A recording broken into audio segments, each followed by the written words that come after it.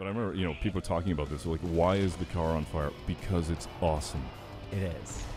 Dangerous. Awesome. Yep. Hello, my friends, and welcome back to PlayStation Underground. On today's show, a very special guest and game. We have Far Cry 5, and I'm joined by the game's creative director, Dan. Hello, sir, and welcome back to the program. Doing? Thank you very much for having me here. It's great. Thank you so much for traveling all this way for little old us. Well, the weather's a little better here than it is in Montreal right now, so I'm happy to be here. So I am already upset to see that these cows were the victims of an exchange that we're going to have between our hero and some opponents. But tell me a little bit about where we are in the game right now. This is, you're showing a larger take on a whole region of Hope County, correct? Yeah, for sure. So I think, people who are kind of looking at this again after seeing it at E3 or Gamescom, are sort of wondering, how big is the region? We really want to showcase just how lush it is. So you're just sort of outside the area that's known as Falls End, this little town. And we've got you sort of being able to bomb around and do stuff. And obviously the cult is out there, and you got to be careful. But we wanted to be able to surround the world with tons of stuff that you'd normally see. Cars, different vehicles you could pick up. If you want to get into a classic American muscle car, you can. But that the world's dangerous, and that, you're going to have to look around for people that you can kind of bring into your group, into your squad, and kind of push back on the cult, because we built this rich, organic world that really does push back based off of what you do right there. Awesome. It's an unfortunate. It's super good. See, this is the kind of stuff as a dev, we're like, hey, look, we hope we have the collision of systems, and when stuff like that happens, it's just, you can't help but just kind of laugh. It's fantastic. And I will point out that it maybe if this is a viewer's first time seeing Far Cry 5, which is coming to PS4 on March 27th, by the way, this is, you are essentially I kind of want to say resistance fighter. You're battling a cult that has taken a grip on a small town, as you were describing. Well, a big town, a big lush town. Yeah, a huge space in Montana. But anyway, continue. So are we going to see a little another exchange coming up here? Well, this is the kind of thing that we want to do, is that we know that the cult is out there, and we know that, you're going to start building this resistance. And the way to do that is there's going to be hostages that you can liberate, take some of these civilians, bring them out, go toe-to-toe with the cult, and then when you do, you're able to get intel from them, because I think, typically people who play Far Cry in the past have seen us sort of, you climb towers, and that's how you inform your play throughout the world. And this time we wanted it to feel like just regular people, right? You meet people, you see them, you see what's going on, and you get an opportunity to, there's one right there, picking up a weapon. Some people are going to help you, some people are going to be scared, but that there's a real interesting thing that happens then the social contract between people in the real world, where you go up and you talk to somebody, and then they give you information, and they may not have all the information. And if we build our world to feel like that, it just feels real. Now, I don't know if this is too under the hood, but I just saw that Susie's name came up as you spoke with her. Now, is she a set, like a written NPC? Is this just a random NPC that could have happened to be there in that moment? Like, so we wanted to blur the lines between the sort of the random and the set. And so what we really said was like, everybody's got a purpose, everybody's got a little bit of a history. So even though Susie may not be somebody that is a large player in the story, she's still somebody with a personality. She has opinions. Yeah, here we go. Like, why? Why not? Oh my goodness! Just drive right by it, though. Hey, there's going to be times where I'm just going to stop talking and let the game talk for itself. Absolutely. But yeah, we wanted to make it so that there's variety. There's an opportunity to have regular people who maybe, aren't going to pick up a weapon and help you. But then at that point, you're able to turn to Susie and say, hey, listen, you want to join? You want to fight with me? And you can. She's in the car. She's going to come with you. She's going to have opinions about stuff. And you're just going to go out there and have a great time together. I don't know if you're allowed to say, but is Susie going to then permanently join the roster, or is she at the whims of fate and she could potentially be, downed in combat? The whims of fate. I know you like the that. way that sounds. I wanted to avoid something really dangerous. No, that's really good. That might be my next band name or something. The whims of fate. Do it. I like it. I'll take it. You are welcome to take it. Thanks, dude. That's awesome. I think what we wanted to do is make it so that, we had characters like that, and if eventually they do, die, that they're gone. But you do have the opportunity to bring them back, right? Okay. You do have the opportunity to do that. Okay. More animals on the side of the road. Animals. A lot of wildlife already we've seen. We've seen like 3 sets of wildlife. Yeah, it's lush, right? We want to make it so when we were in Montana, we actually saw all this stuff there. It was really cool for us to see how just alive the world is. So we wanted to have that experience for the player as well. That was a narrow miss. Also, you could have accidentally started hunting in that moment because the deer just sprinted by. That was an awesome shot on that guy, but the deer was very, very close. Lucky or unlucky deer. I'm not sure where that deer falls. Yeah. So it seems like we've rescued another civilian. So far, we're just a good old-fashioned hero. Yeah. And so I think it's cool because, you know, you got the opportunity to go talk to somebody, and I think she's got a side mission right now that you can go do. Or you can see off in the distance there's actually the symbol for an outpost, so you could go take the outpost. But there's just all these little moments in the world that are alive that are organic, and to be honest, you know, when we design it, it's kind of interesting for us because they're organic, we don't know what's going to propagate. And so it's entirely up to the player how they want to play it. Maybe you've met Susie, maybe you haven't. Maybe you've got a different Guns for Hire. Maybe you've got a Premier Guns for Hire. Maybe you've got a Fangs for Hire. You got Boomer with you. So it's really interesting for us to kind of sit back and watch it live. Is it really called Fangs for Hire because the dog? Yes. Yes. Yeah. Who came up with that one? I don't remember, but I don't remember, but I'm taking full credit. Take full credit for everything. You designed the game yourself. There you go. And I was going to ask something about the wildlife again, but is there? Yeah, does the wildlife and just in general some other this other tapestry of Hope County, does that play into side activities? For sure. I mean, hunting and other. I don't know if there's fishing. There is. Usually games like this have fishing. Yes, there's a lot of Don't fishing. disappoint me. So, and that's the thing that we saw at E3 is like, you know, we build this really earnest game, this opportunity for you to go in there and be the hero, and people just go fishing and decide they're going to do that for like 2 hours, and it's like, okay, you know what, play the game the way you want to play it. Sir, you need to get off the demo. No, I haven't got the one I want. Fishing. So yeah, so like this is a good example. Here's an outpost, and if you played Far Cry 3 or Far Cry 4, you know this, and in Primal you know this very well, the sort of the situation that you're in. But we've kind of made it so it's very much alive. And then what's really nice about this is that you're going to be able to go in and have the play style you want. So there's opportunities. Whenever we build an outpost or we build elements of the game, we really think about freedom, opportunity, and surprise. Right? The freedom to be able to attack this outpost the way you want. All kinds of opportunities, different guns, you know, different weapons, different ways of aggressing the situation. And then the surprise that it may not always go the way you think, and we'll just see as it happens. That is literally every time I try and play something stealthy or strategically, it goes to hell immediately. Immediately. Yeah, but he's doing pretty well here so far. Taking him out one nice shot. Oh, is this a silenced weapon? Yes, so they don't know. Yes. Little do they know that they are under attack. Correct. You know what? I remember what I was going to ask you is, does our protagonist have like a name identity? Is it a kind of a nameless protagonist? Well, how have you guys what we've been trying to do storytelling? is moving towards something that's really lean, right? What I don't like is when I'm playing a game and the game doesn't communicate what my emotions are or my feelings are. So in this case, we've got. I'm just watching. Sorry, just watching it happen. What we've got is a player character that's super lean. So you have an occupation. But from the standpoint of who you are, it's who you pick. Right. Absolutely. All right, so now they know. Now things are escalating. Now it's on. Escalating quickly. Yep. Tension's rising. I don't know if in this footage we're going to see our protagonist downed at any point. We'll find out. You may. See, this must be really fun for level designers, having these little pockets of indoor space mixed in with the huge sprawling outdoors. Because that creates little, interesting points of cover and wrinkles to that combat. The thing that's interesting is that as you're building this stuff, a lot of the designers, you're looking at the distance from the road. Everybody kind of, that's the challenge of building something that people feel like they know. I think one of the challenges of coming to the States is that people just understand how long a driveway should be, what feels right, Okay, true. Yeah. As opposed to other Far Cries, which featured more, let's say, exotic locations for an American audience. Right. But here, it's like, this is very familiar. Yeah, to people. a door should be a certain size. Right. The steps should be. There should be even branding. Like the world is just filled with branding. I think I looked away for a moment, and the outpost was liberated. Yeah, they liberated it. So in a blink of an eye. That's right. So that basically what you got here is now your legend is starting to grow. And the people in the region are starting to understand that you are pushing back on the cult. They're going to start to join you. And this is where you really see the resistance meter and the resistance start, where now this is no longer a cult outpost. This is yours. And you've got people there that can give you quests. You've got side missions. You've got main missions. You've got story opportunities. You actually see the resistance meter go up. And what's happening there, which is really interesting for us, is if we're going to build this live game, this feeling that it's alive, and the idea that these heralds and the cult have a mandate, and that what you're doing is you're the fly in the ointment, you're getting in the way of it. So you can actually see your progression through that in the world, but you can also get the sense like they're going to push back. Are there any other gameplay wrinkles that come from building up that resistance meter? I mean, is that considered like your global experience, or is that character-based? How does that work? It's more just getting a sense of whether or not the people are going to join you. And so you're really getting an understanding of when John or Faith or Jacob or the father are going to push back on you.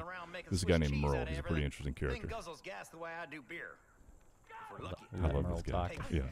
Oh no, Merle's under attack. So that's super interesting for us, is that you're in the middle of a story moment, and then what happens is that the cult shows up, and the story moment will stop, and they'll act like regular people. You'll basically see people, so you'll see stuff going on where Merle's going to run, he's going to head for cover, he's going to take a minute, he's going to, in this case, he's going to protect himself, and then when he feels like everything's done and over, he'll continue the conversation. Nice. I'm thinking about all the programming nightmare that entails. It's and not easy. No, it's definitely not. We got a lot of smart people back in Toronto and in Montreal and around the world who really worked incredibly hard to be able to do this and bring these characters to life. And it's the devil's in the details, right? If you walk up to somebody and you go, hey, listen, I want to have a conversation with you, and then you decide to walk away, they're going to get a little pissed off. They're going to get a little hurt. And when you come back, they may give you a little bit of grief about it. You can hurt feelings in this game. You watch out, because that's the truest weapon. It really is the mind and the heart. Words hurt. Yes, absolutely. So now where do you? I don't know if you know where we're driving next. So it looks like we have a waypoint in the distance here. What's happening here is that you're basically going to go. Merle's got this pretty cool car, and on the back of it is this 50 cal, and he's basically saying, you know, if we're going to do some damage against the cult, let's go get this thing. So it's called the Death Wish. So you're going to go back and basically try and find this thing. Okay, gotcha. It sounds, a very peaceful vehicle, the Death Wish. The Death Wish. Yeah. Right? They really named it. They nail on the head with that Happy one. Happy birthday! It's the Death Wish. Okay, so here it is. And is it under cult control right now? It is, and it's interesting because Merle says the thing guzzles gas like he drinks beer, and that's why it's actually at the gas station. So he knew that they'd eventually have to go and head to the gas station. Small micro storytelling there you go. Right there. Dan, you got it all figured out. So what we're basically going to see here is the attack on this and attempt to get it back. But what's really tricky about this is, in maybe previous versions, you'd go in and try and basically blow this thing up, but now you got to take it back to him, and you got to be able to use it as a weapon. So it's the kind of thing where we really wanted to make rough tools and put you in situations where you could use the weapons that are around and kind of harvest it if you can. Oh, goodness. All right, so now the chase begins. I like how about to go in the truck, and then then it's like, wait a minute, second. That is a badass car. I'm taking that. This is one of the things that we really wanted for the game. Was just being able to get into those classic cars. Yeah, absolutely. And then just go into, great movies of old, fantastic car chases, and get the spirit of that. And you got the radio going. Yeah, but you're being chased, so you got to be careful. And I will point out, I think this footage is from single player, but Correct. The game does feature multiplayer Absolutely, as well. through the entirety of the game. Through the entire Yeah, what we wanted to do is just build this system of the for hire system so that it all felt like it was under one umbrella. So you have guns for hire, fangs for hire, and then a friend for hire. Good old friend for hire. Yep. Just going completely off-road bonkers. Oh gosh. Yeah, so they got backup, right? Basically calling for help. Tell me, I don't know if you want to talk a little bit about the weapon system here, but I don't know how expansive customization is, or if it's very straightforward, like you grab a weapon and you go. How did you guys approach design? I think the way it starts is just being able to pick up weapons, and being able to grab things that are around you, and then start to, as you get an appreciation for what it is that is your play style, to be able to go into shops and to be able to find weapons or buy weapons, and then customize them the way you want, and sort of get that classic feel to them. So definitely, for sure, if you love doing that in previous Far Cry's, you're going to love it in this one. I always spend an inordinate amount of time customizing my arsenal. Do you? And then I feel like I just end up switching to something else minutes later, but it's part of the fun. It's all part of the journey. Oh goodness, hello. Well, that's just it, right? Traffic. There's going to be people on the road. You got to be careful. What's your favorite weapon that you usually play with? What's the style that you play? I feel like revolvers are usually like something that in other shooters I often lean towards that because they're good for a variety of situations. Sure. Yep. They feel cool. Yep. Sometimes you get those cool engravings on the side. See, for me, it's a flamethrower, but I don't know that would help here. I think that would only cause mayhem. Probably not. I think that really tells us about our personalities is that Indeed. You lean into the flamethrower. Mayhem. Yeah. what's cool about this is that you're actually seeing like life on the side where the cult is going in, they're taking people. It's in the middle of a mission, but still the world is open. And so we really don't know what's going to happen. Oh, okay, so basically threw out smoke, and now you're in a bit of trouble. But there's also a convoy coming by because they're actually doing stuff. Most flagrant use of dynamite I've ever seen. All right, so here's the options. Trouble. Basically, you got to go get that truck, see if you can, leave that muscle car. Oh, goodbye, sweet muscle car. Yep. We hardly knew ye. Oh, here you go. You get to turn it into a weapon. Open the 50 cal. Oh, there he unleash. is. Now I think that soldier probably should have turned tail at that point. Yeah, I think strategy dictated. At that point, maybe the courage was too great for him. So now you got to head back towards Merle. You've got the truck, and now when you eventually get back there, Merle hops in the back. He hops on the 50 cal, and now what you're going to do is you're going to basically go around here to this place where they're stashing this thing called the Bliss. And that's one of the things that the cult uses to control people. So there's all these barrels of bliss, and you basically destroy them, blow it up. And if you're successful, you get to keep the Death Wish. But only if you're successful. Only if you're successful. And you can hear it, actually. You hear that reverb? That's the actual drug taking its effect on the player as you play. Oh, interesting. Okay. Oh, no. Oh, boy. Fire inside the vehicle, never a good sign. Nope. Please exit as soon as possible for your safety. All right, so now Merle's in the 50 cal, and he's actually unleashing on these guys at the same time as you. I like that you're still getting the stealth markers in a very They're like, are you trying to? No, you're okay. No. I'm good. No stealth needed Not here, today. sir. What about how do you guys manage the day-night cycle in Far Cry 5? Is it dynamic? Is it something that's set? Does it depend on story missions? There's definitely moments in the game where we wanted you to be able to experience a certain time of day, but for the most part, it's pretty organic, right? It manages it the way that you would expect it to. So you just completed the Death Wish, and now you can go and repair if you want, or you can go talk to Merle, or you can even go in and buy a new vehicle. Entirely up to you. You could just drive that one straight off a cliff. Yeah, and then you go back. The Death but Wish? Once you find it, it's yours, because that's what you want right now. We're headed to something a little bit more interesting.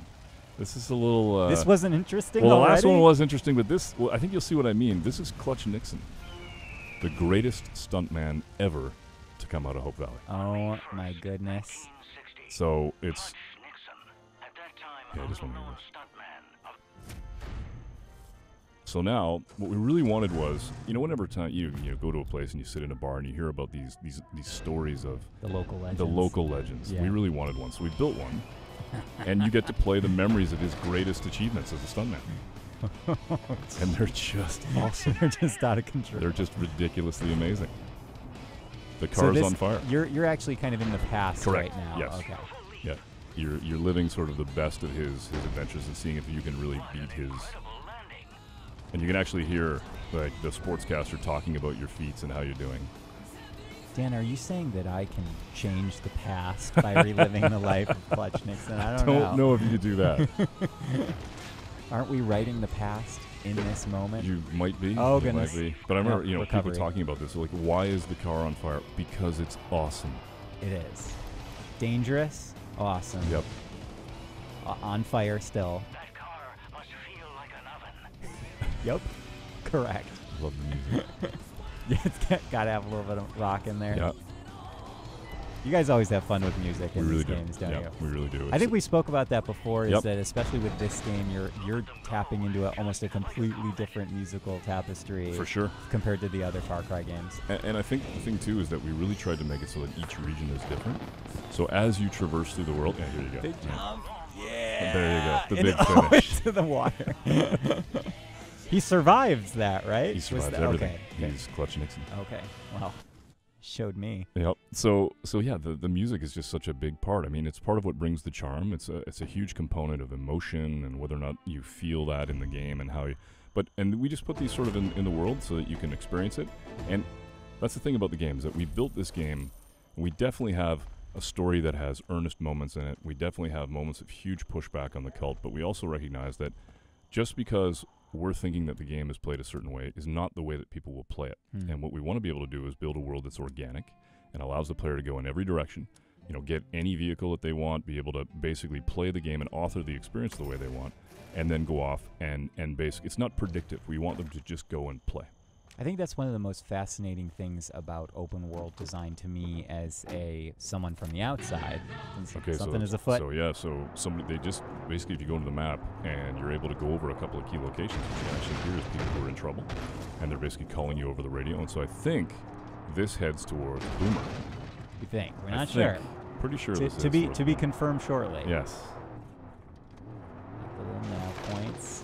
That's super cool. I wish that today's GPS could provide that level of precision. Yeah, you're driving a car that's, rear-wheel drive, pretty slick, got racing slicks on it, but you got this amazing GPS. But it's, it's important that if we build a world where if the player really wants to go and do something, we give them the opportunity to know where to go and what to do, and to just play into the game. You could easily get lost in a big open world like this. So. Oh goodness! Hello. Here they come.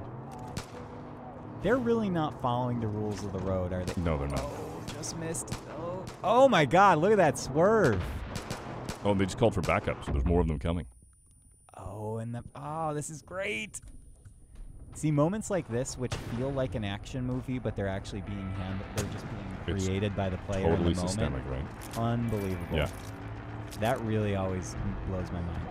I think, we had a real moment on Far Cry 4 when we were working on one mission in particular with Pagan Min, where Pagan started to do things kind of on his own, and we kind of made it an opportunity for Pagan to make choices in the mission.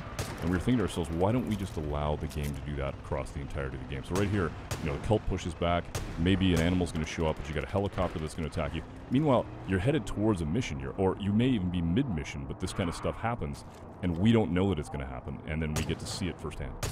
Dan, I have a great subtitle for Far Cry 5 I'd like to pitch to you now. I know the game title's already been decided. Let's hear it. Far Cry 5, multitasking. I got it. I think it's going to sell. Okay, we'll get the .com address later. Yeah. Just work out the details with my lawyer. Cool. And I love, you can see in the distance, you got these amazing mountains. It's just, I love the diversity of the environment as well. Well, you asked the question about night and day, and honestly, it's like there's some really cool things about sort of being alone in the dark and feeling the sense of, what's around the corner. And then there's just these beautiful moments of dawn or dusk. And the lighting in Montana was phenomenal when we were there. So we just wanted to be able to experience that. But then there's also terrible stuff that's going on where the cult's done terrible stuff because they're bad people and basically come in and then you have an opportunity to push back on them. That thing off in the distance, I believe that's actually a repurposed fertilizer container, and inside it is bliss, and if you blow it up, you actually get resistance points. Okay. But we do have apple and pumpkin picking. Correct. Right there. And there's Boomer. I see the sign. Yep. So let's see what we do here. Do we go in quiet? And you can hear Boomer. Boomer! I'm coming. So what the cult is doing here is they're actually going in and they're taking animals. And they're taking animals and they're turning them into something that I'm not supposed to talk about, but I'm going to anyway. Uh-oh. They're called judges, and they're pretty badass. So you're going to go save Boomer from that happening to him. Okay. And then be able to have your first Fangs for Hire. Ah, excellent. Also, that sounds very scary, and I'm glad we're rescuing Boomer. Rescue all the animals. And pumpkins. This would be so pleasant and peaceful if there wasn't, you weren't embattled in combat at the moment. Not for the cult. But the thing for us is that we wanted to, when you're building a game that's this big and a world that's this rich, we want to be able to have a variety of stories and a variety of tones in it. Sure, you're going to have moments that are earnest like this where you're saving, the dog and basically bringing this into your group, but then you're also going to have moments like with Clutch Nixon. And so we just want to be able to make it so that there's little action bubbles and stories that you can snack on. I love snackable stories. For sure. Low on calories, high on flavor. That's pretty good stuff. Yeah, I came up with it just now. Nice. Okay, that helicopter's menacing. Just be careful. Here we go. I love the lighting that we're playing with here. We're kind of the going up on done stealth. A fantastic job. There's Boomer. Let's see if we Leave can him get alone! Oh my goodness! So here we go. It's on. Okay. Oh jeez. Knife kill. Yep. Brutal. Now they called for backup. That's what they do. So basically, all right. So you've got him, and now Boomer's out, and he can hold his own. Go Boomer! does Boomer come with like a jetpack or a rocket launcher? No, Boomer's awesome, just the way he is. He's super good. So they did call for backup. So Boomer's available now as a Fangs for Hire, but you got to go actually enlist him. Okay. But he's going to do some damage. He can do some damage. He can hold his own. Support your local farmer. So now. Oh my gosh. Pat, the most important sub-command. Those are Boomer's former owners, so he's pretty upset about it, right? So there's a story to be told here. We really just tried to put little stories in that you could just take a minute and drink that in. And now you can go up and basically pet him, and he's yours. Definitely a somber moment in a game that has a high emotional range. Ladies and gentlemen, that was Far Cry 5, which is coming to PS4 March 27th. Dan, such a pleasure to have you as always. Thank you for your commentary. Thank you so much. It was great. Awesome. Final thoughts for your for the audience? I just hope they love it. We really are trying to build something that and have built something where the players get to tell their stories, and we can't wait to hear them. Great. Thank you, Dan. Thank you. No one is coming to save you.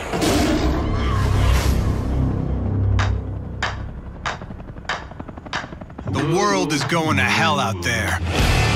Eden's Gate is the center of it all. You want to get out of here alive? Gotta make them feel the pressure.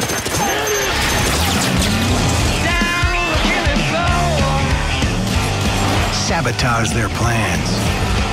Destroy their convoys and their guard stations.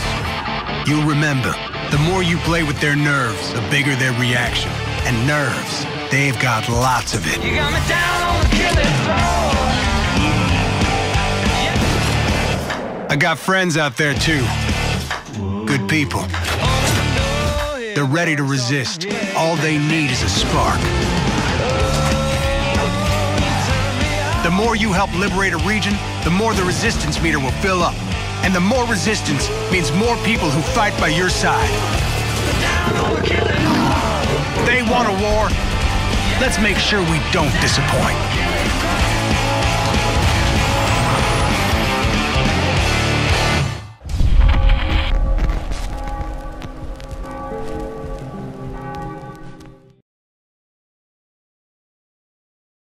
For the players.